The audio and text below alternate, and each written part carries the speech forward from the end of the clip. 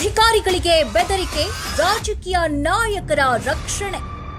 ರಾಜ್ಯದಲ್ಲಿ ಕಾನೂನು ಜಾರಿಗೆ ಬಂದು ಹೊಡಿತಾ ಇದ್ರೆ ಚಪ್ಪಲಿಲಿ ಎಂತಕ್ಕೆ ಸರ್? ಯಾಕೆ ಹಂಗ್ ಮಾಡ್ತಾರೆ? ಬಿಚ್ಚಿದಿರಿ ಅಂತಂದ್ರೆ ಬಂದು ಬೆಂಕಿ ಹಚ್ಚಿಬಿಡ್ತೀನಿ ಅಷ್ಟು ಹೇಳಿದೀನಿ ನಾನು. ಬಂದು ಹೊಡಿತಾ ಇದ್ರೆ ಚಪ್ಪಲಿಲಿ ಎಂತಕ್ಕೆ ಸರ್? ಯಾಕೆ ಹಂಗ್ ಮಾಡ್ತಾರೆ? ಬಿಚ್ಚಿದಿರಿ ಅಂತಂದ್ರೆ ಬಂದು ಬೆಂಕಿ ಹಚ್ಚಿಬಿಡ್ತೀನಿ ಅಷ್ಟು ಹೇಳಿದೀನಿ ನಾನು. ಬಂದು ಹೊಡಿತಾ ಇದ್ರೆ ಚಪ್ಪಲಿಲಿ ಎಂತಕ್ಕೆ ಸರ್? ಯಾಕೆ ಹಂಗ್ ಮಾಡ್ತಾರೆ? ಬಿಚ್ಚಿದಿರಿ ಅಂತಂದ್ರೆ ಬಂದು ಬೆಂಕಿ ಹಚ್ಚಿಬಿಡ್ತೀನಿ ಅಷ್ಟು ಹೇಳಿದೀನಿ ನಾನು. ಹಲೋ ಮೇಡಮ್, ಅದು ಬ್ಯಾನರ್ ಬಿಚ್ಚಕ್ಕೆ ಹೇಳಿದ್ರಾ? ಇಲ್ಲ ಸರ್, ಅದು ಒಂದು ಬ್ಯಾನರು ಆ ರೋಡ್ ಕೋಟೆದಲ್ಲಿ ಮಧ್ಯದಲ್ಲಿ ಹಾಕ್ಬಿಟ್ಟಿದ್ರಂತೆ. ಅದೇನೋ ಗಾಡಿಗಳಿಗೆ ಗುದ್ಕೊಂಡು ಹೋಗ್ಬಿಟ್ಟಿದ್ದಾರೆ. ಅವ್ರು ಯಾರೋ ಪಬ್ಲಿಕ್ ಕಂಪ್ಲೇಂಟ್ ಮಾಡ್ತಾ ಇದ್ರು ಅಂದ್ಬಿಟ್ಟು ನಾನು ಅಪ್ಸರ್ ಅವ್ರಿಗೆ ಹೇಳಿದ್ದೆ ಸರ್, ಒಂಚೂರು ಸೈಡಲ್ಲಿ ಕಟ್ಕೊಳಕ್ಕೆ ಹೇಳಿ. ಬ್ಯಾನರ್ ಏನೋ ಬಿಚ್ಚಿದಿರಿ ಅಂತಂದ್ರೆ ಬಂದು ಬೆಂಕಿ ಹಚ್ಚಿಬಿಡ್ತೀನಿ ಅಷ್ಟು ಹೇಳಿದೀನಿ ನಾನು. ಇನ್ನ ಒಳ್ಳೆತನ ನೋಡಿದೀನಿ, ಕೆಟ್ಟತನ ನೋಡಿಲ್ಲ ಸರ್. ಒಂದ್ ನಿಮಿಷ, ಬ್ಯಾನರ್ ಬಿಚ್ಚಿಬಿಟ್ಟದು ಆಫೀಸಲ್ಲಿ ಇದೆ ಸರ್. ಅದನ್ನ ಮಧ್ಯದಲ್ಲೆಲ್ಲ ಕಟ್ಟಿದ್ದಾರೆ. ಆಕ್ಸಿಡೆಂಟ್ ಆಗಿದೆ ಅಂತೆ ಸರ್. ಒಂದ್ ನಿಮಿಷ ಕೇಳಿ, ಅದು ಆಕ್ಸಿಡೆಂಟ್ ಆಗಿದೆ ಸರ್. ಪಬ್ಲಿಕ್ ಇಂದ ಕಂಪ್ಲೇಂಟ್ ಬಂದಿದೆ. ಕಂಪ್ಲೇಂಟ್ ಬಂದ್ರೆ ಬ್ಯಾನರ್ ಹೆಂಗ್ ಕೀಳ್ತೀರಿ? ಬ್ಯಾನರ್ ಕಿತ್ತಿಲ್ಲ ಸರ್, ತೆಗ್ಬಿಟ್ಟು ಅದು ಆಫೀಸಲ್ಲಿ ಇಟ್ಟಿದ್ದಾರೆ. ನಾನು ಬೆಳಗ್ಗೆನೆ ಇನ್ಫಾರ್ಮ್ ಮಾಡಿದೀನಲ್ಲ.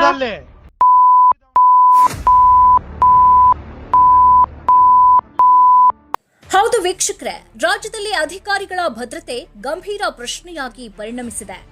ರಾಜ್ಯದ ವಿವಿಧ ಕಡೆ ಅಧಿಕಾರಿಗಳದ್ದು ನಾಯಿ ಪಾಡು ಅಂತಂದ್ರೆ ತಪ್ಪಾಗ್ಲಿಕ್ಕಿಲ್ಲ. ಸರ್ಕಾರದ ಯಾವುದೇ ಪ್ರಭಾವಿ ರಾಜಕಾರಣಿಗಳಿಂದ ತಪ್ಪಾಯ್ತು, ಆಗಲೂ ದಕ್ಷ ಅಧಿಕಾರಿಗಳದ್ದೇ ತಲೆದಂಡ. ಕಷ್ಟಪಟ್ಟು ಓದಿ ಸಮಾಜ ಸೇವೆ ಮಾಡಬೇಕು, ಜನರಿಗೆ ಒಳ್ಳೆಯದನ್ನ ಮಾಡಬೇಕು, ಯಾವ ರಾಜಕಾರಣಿಗಳ ಕರಿನೆರಳು ಬೀಳಬಾರದು ಅನ್ನುವ ಅಧಿಕಾರಿಗಳಿಗೆ ಎತ್ತಂಗಡಿ ಭಾಗ್ಯ. ಒಂದು ವೇಳೆ ಪ್ರಭಾವಿಗಳ ಮಾತು ಕೇಳದೆ ಇದ್ರೆ ಹೀಗೆ ಹೆಗ್ಗಾಮೊಗ್ಗ ಬೈಗುಳ, ಕೊನೆಗೆ ಅಧಿಕಾರಿಗಳ ಆತ್ಮಹತ್ಯೆ.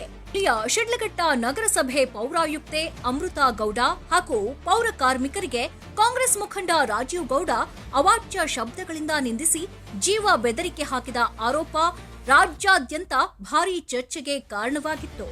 ಸರ್, ನೀವು ಹಂಗೆಲ್ಲ ಮಾತಾಡ್ಬೇಡಿ. ಅದ್ ನಮ್ಮ ಎಂಪ್ಲಾಯೀಸ್ ಗಳು ಬಿಚ್ಚಿರೋದು, ಅಲ್ಲಿ ಆಕ್ಸಿಡೆಂಟ್ ಆಗಿದೆ, ಅದಕ್ಕೆ ತೆಗ್ದಿಟ್ಟಿದ್ದಾರೆ ಸರ್ ಆಫೀಸಲ್ಲಿ. ಅದನ್ನ ತಿಳ್ಕೊಂಡ್ರೆ ಮನುಷ್ಯ ಹೇಳಿರ್ತೀನಿ. ಈಗ ಎಲ್ಲ ಕರ್ಕೊಂಬ ನಾಳೆ ಬಿಟ್ಟು ಓಡ್ಬಿಡ್ಬೇಕು ತಾಲೂಕಾ ಕೆಲಸ. ಸರ್ ನೋಡಿ, ಅವರು ಫಸ್ಟ್ ಪರ್ಮಿಷನ್ ಅಪ್ಲೈ ಮಾಡಕ್ ಹೇಳಿ, ಏನು ಮಾಡಿಲ್ಲ. ಬ್ಯಾನರ್ ಇಲ್ಲಿಗಲ್ ಕಟ್ಬಿಟ್ಟು ಹೋಗಿದ್ದಾರೆ. ಅದ್ ಅಟ್ಲೀಸ್ಟ್ ಸೈಂಟಿಫಿಕ್ ಆಗೂ ಕಟ್ಟಿಲ್ಲ ಸರ್. ಮಧ್ಯ ರೋಡ್ ಅಲ್ಲಿ ಕಟ್ಟಿದ್ದಾರೆ. ಆಕ್ಸಿಡೆಂಟ್ ಆದ್ರೆ ನಾವು ರೆಸ್ಪಾನ್ಸಿಬಲ್ ಆಗಿರ್ತೀವಿ ಅದಕ್ಕೆ.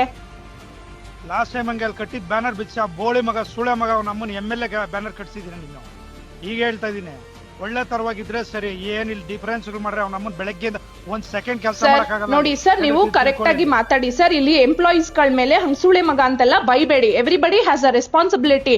ನೀವು ಅಲ್ಲಿ ಅವ್ರಿಗೆ ಫಸ್ಟ್ ಆಫ್ ಆಲ್ ಅವ್ರ ಪರ್ಮಿಷನ್ ಕೊಟ್ಟೆ, ಅದು ತಗೊಂಡೇ ಇಲ್ಲ. ಅವರು ಕಟ್ಟಿದಾರಲ್ಲ, ಪರ್ಮಿಷನ್ ಕೊಟ್ಟಿದಾರಲ್ಲ. ಯಾರು ಕೊಟ್ಟಿದ್ದಾರೆ ಸರ್? ಅಪ್ಲಿಕೇಶನ್ ಲೆಟರ್ ಕೊಟ್ಟಿಲ್ಲ, ಮಧ್ಯದಲ್ಲಿ ಕಟ್ಟಿದ್ದಾರೆ. ಆಕ್ಸಿಡೆಂಟ್ ಆಗಿದೆ, ವಿ ಆರ್ ರೆಸ್ಪಾನ್ಸಿಬಲ್. ಏನಾದ್ರು ಆಯ್ತು ಅಂದ್ರೆ ನಮ್ಮವ್ರು ಜೈಲ್ಗೆ ಹೋಗ್ತಾರೆ ಸ್ಟಾಫ್ಸ್ ಗಳು. ಇರೋದ್ ರೆಸ್ಪಾನ್ಸಿಬಿಲಿಟಿ ತಗೊಳ್ಳಿ. ಅಲ್ಲಿ ಬೆಳಿಗ್ಗೆ ಬಂದ್ ಎಲ್ಲ ಕೌನ್ಸಿಲ್ ಎಬ್ಬರ್ಸ್ತೀನಿ ಜನನಲ್ಲಿ. ಬಂದು ಹೊಡಿತಾ ಇದ್ರೆ ಚಪ್ಪಲಿಲಿ ಹೊಡಿಸ್ಕೊಬೇಕು. ಎಂತಕ್ಕೆ ಸರ್? ಯಾಕೆ ಹಂಗ್ ಮಾಡ್ತಾರೆ? ಅಟ್ಲೀಸ್ಟ್ ಕಟ್ಬೇಕಾದ್ರೆ ಕೇಳ್ಬೇಕಲ್ವಾ? ಸರ್ಕಲ್ ಮಿಡಲ್ ಅಲ್ಲಿ ಕಟ್ಟಿದ್ರೆ ಯಾರು ರೆಸ್ಪಾನ್ಸಿಬಿಲಿಟಿ ತಗೋತಾರೆ? ಅದನ್ನ ಇದೆಯಾ ನಿಮ್ಗೆ? ಎಲ್ಲ 31 ವಾರ್ಡ್ ಏನೇನು ಸಮಸ್ಯೆಗಳಿದೆ, ಬೆಳಿಗ್ಗೆ ಎಲ್ಲ ವಾರ್ಡಿಂದ ಎಬ್ಬರ್ಸ್ತೀನಿ ದಂಗೆನ. ಬಂದು ಹೊಡಿತಾ ಇದ್ರೆ ಚಪ್ಪಲಿಲಿ ಹೆಂಗಿರುತ್ತೆ ಅಂತ ತೋರಿಸ್ತೀನಿ ಏನು ಅಂತ ಮನುಷ್ಯ. ಆಮೇಲೆ ಬೆಳಿಗ್ಗೆ 31 ವಾರ್ಡಿಂದ ಕರೆಸ್ತೀನಿ ರೆಸ್ಪಾನ್ಸಿಬಿಲಿಟಿ. ಹಲೋ, ಫೋನ್ ಕಟ್ ಮಾಡಿದ್ರೆ ರೀಸನ್ ಎಲ್ಲ ಹೇಳಿರ್ತೀನಿ ತಿಳ್ಕೊಳ್ಳಿ. ಬೆಳಿಗ್ಗೆ ಪಶ್ಚಾತ್ತಾಪ ಏನು ಅಂತ ಅನುಭವಿಸ್ಬೇಕಾಗತ್ತೆ ಹೇಳಿರ್ತೀನಿ ತಿಳ್ಕೊಳ್ಳಿ. ಆಮೇಲೆ ಸರ್ ನೋಡಿ ಸರ್, ನನ್ನ ಎದುರು ಹಾಕೊಂಡ್ರೆ ಬೆಳಿಗ್ಗೆ ಪಶ್ಚಾತ್ತಾಪ ಏನು ಅಂತ ಎದುರಿಸ್ಬೇಕಾಗತ್ತೆ ಹೇಳಿ. ನೋಡಿ ಸರ್, ಅದು ಮಧ್ಯದಲ್ಲಿ ಕಟ್ಟಿದ್ದಾರೆ. ಅದನ್ನ ಕಟ್ಬಿಟ್ಟು ನಾನು ನಿಮ್ಮವರಿಗೆ ಇನ್ಫಾರ್ಮ್ ಮಾಡಿದೀನಿ. ತಿಳ್ಕೊಂಬೇಡಿ, ಅವ್ನು ನಮ್ಮನ್ ಗೂಬೆ ಅಲ್ಲ. ನಾನು ಏನು ನಮ್ಮವ್ರು ಯಾರೊಬ್ರು ಇದಾರೆ ಅಂತ ಅನ್ನೋದಕ್ಕೋಸ್ಕರ ಮನೆ ತನಕ ಬಂದೋಗಿರೋ ಸುಮ್ನೆ ಇದ್ದೀನಿ. ಈ ಪ್ರಕರಣಕ್ಕೆ ಸಂಬಂಧಿಸಿದಂತೆ ಈಗಾಗಲೇ 2 FIRಗಳು ದಾಖಲಾಗಿದ್ರು ಆರೋಪಿಯನ್ನ ಬಂಧಿಸದೇ ಇರೋದು ಸಾರ್ವಜನಿಕರ ಆಕ್ರೋಶಕ್ಕೆ ಕಾರಣವಾಗಿದೆ. ಇನ್ನು ಗಂಭೀರವಾದ ಅಂಶವೆಂದರೆ ಪೌರ ಕಾರ್ಮಿಕರಲ್ಲಿ ಹೆಚ್ಚಿನವರು ಪರಿಶಿಷ್ಟ ಜಾತಿ ಮತ್ತು ಪರಿಶಿಷ್ಟ ಪಂಗಡಕ್ಕೆ ಸೇರಿದವರು. ಹೀಗಾಗಿ ಜಾತಿ ನಿಂದನೆ ಕಾಯ್ದೆಯಡಿ ಪ್ರಕರಣ ದಾಖಲಿಸಬೇಕೆಂಬ ಒತ್ತಾಯ ಕೂಡ ಜೋರಾಗಿ ಕೇಳಿಬರ್ತಿದೆ. ಆದ್ರೆ ಕೆಲ ಸಚಿವರು ಆರೋಪಿಯನ್ನ ಸಮರ್ಥಿಸಿಕೊಂಡಿರೋದು ವಿವಾದಕ್ಕೆ ಕಾರಣವಾಗಿದ್ದು, ಇದು ಕಾನೂನಿನ ಮೇಲೆ ರಾಜಕೀಯ ಪ್ರಭಾವ ಬೀರುತ್ತಿದೆಯೇ ಎಂಬ ಪ್ರಶ್ನೆ ಎದ್ದಿದೆ. ಪರವಾಗಿ ಏನು ಬ್ಯಾಟ್ ಬೀಸಿಲ್ಲ, ಮಾಡಿದ ತಪ್ಪು ಅಂತ ಹೇಳಿದ್ದೀನಿ. ಬಟ್ 10 ವರ್ಷದಲ್ಲಿ ಅವ್ನು ಒಳ್ಳೆ ಕೆಲಸ ಮಾಡಿದ. ಕುಡಿಯೋ ನೀರಿಗೆ ಮಾಡಿದ, ಹಾಸ್ಪಿಟ್ಲಿಗೆ ಆಂಬುಲೆನ್ಸ್ಗಳು ಕೊಟ್ಟ, ಮದುವೆ ಮುಂಚೆ ಕೊಟ್ಟ, ದೇವಸ್ಥಾನಕ್ಕೆ ದುಡ್ಡು ಕೊಟ್ಟ, ಎಲ್ಲ ಮಾಡಿದ. 10 ವರ್ಷದಲ್ಲಿ ಒಂದೇ ಒಂದು ಕಂಪ್ಲೇಂಟ್ ಇಲ್ಲ. ಇದು ಅಕಸ್ಮಾತ್ ಹಿಂಗಾಗಿದ್ದು ತಪ್ಪಾಗಿದೆ. ನಿಮ್ಮ ಪಕ್ಷದ ಮುಖಂಡ ಅದು ಯಾರೇ ಆಗಲಿ ಅದು ತಪ್ಪಾಗಿದೆ. ಅದರಲ್ಲಿ ಒಬ್ಬ ಅಧಿಕಾರಿನ ಮಾತಾಡೋದು, ಹೆಣ್ಮಗಳು ಬೇರೆ ಮಾತಾಡಬಾರ್ದು, ಯಾರನ್ನೂ ಮಾತಾಡಬಾರ್ದು. ರಾಜಕೀಯ ಜೀವನದಲ್ಲಿರೋನು ಬಹಳ ತಾಳ್ಮೆ ಇರಬೇಕು. 10 ವರ್ಷದಲ್ಲಿ ಯಾವತ್ತೂ ಇಲ್ಲ, ಇದು ಅಕಸ್ಮಾತ್ ಆಗಿದೆ, ಎಮೋಷ್ನಲ್ಲಿ ಆಗಬಾರ್ದು, ಅದನ್ನು ಸರಿಯಿಲ್ಲ ಅಂತ ಹೇಳಿದ್ದೀನಿ. ಇತ್ತ ಮುಖ್ಯಮಂತ್ರಿ ಸ್ವಕ್ಷೇತ್ರ ವರ್ಣಾದಲ್ಲಿಯೂ ಮಹಿಳಾ ಅಧಿಕಾರಿಗೆ ಕೊಲೆ ಬೆದರಿಕೆ ಹಾಕಿದ ಘಟನೆ ಬೆಳಕಿಗೆ ಬಂದಿದೆ.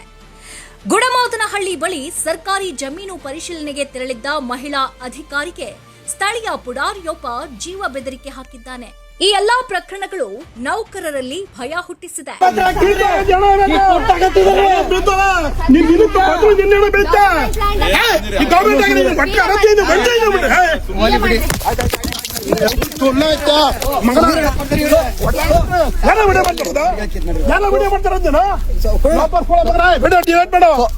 ಒಂದು ರಾಜ್ಯ 2 ಘಟನೆಗಳು. ಕಟ್ಟ ಕಡಿಯದಾಗಿ ಸಾರ್ವಜನಿಕರಲ್ಲಿ ಉದ್ಭವಿಸುವ ಪ್ರಶ್ನೆ ಒಂದೇ: ಕಾನೂನು ಎಲ್ಲರಿಗೂ ಒಂದೇನಾ ಅಥವಾ ರಾಜಕೀಯ ಶಕ್ತಿ ಇರುವವರಿಗೆ ಬೇರೆನಾ?